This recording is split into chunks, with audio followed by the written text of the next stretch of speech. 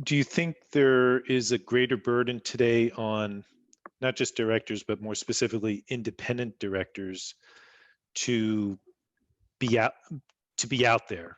And by that I mean, as part of the work we do around evaluations of voting behavior, and specifically the election of directors, I've always said that election of directors is unique because it's really a perception vote. When shareholders vote on, say, on pay or shareholder proposals or an equity plan, it's pretty clear what they're voting on. But with directors, no one's in the room. No one knows who's asking the challenging questions and what are all these additional efforts going forth, and perhaps which directors are not as well prepared as they should be. And and and and there was a time where if a stock was performing well, then there was a perception that the board was doing their job. But those days I think are long gone.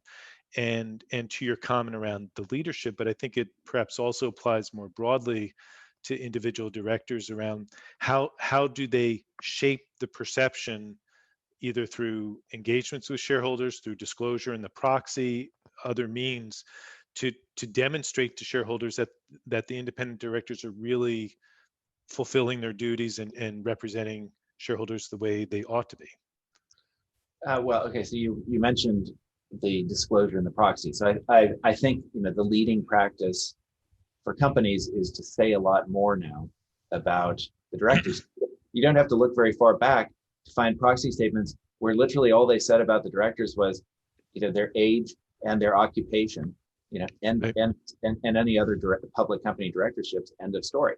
So now they're including photos of the directors. You can see what they look like.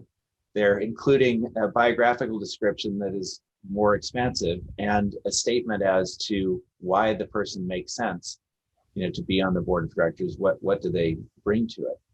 And I think that all companies that I know are, very open about having direct engagement between investors and directors.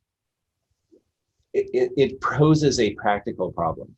Let's face it, that investors just don't have the bandwidth to start, meeting with individual directors extensively. So it occurs from time to time, on demand, usually at the request of the investor, but the company offers. And I don't think this is so much a big deal worth worrying about, because what investors are able to assess is in terms of perception of the board, they can assess the performance of the company. And if there's not a problem, then they are less likely to even go to the next question, right? And if there is a problem, then they can look at the policies that the company is employing that are a function of the board. So compensation policies, ESG policies, strategies, big transactions that the board will have approved, either financing transactions or M&A transactions or whatever.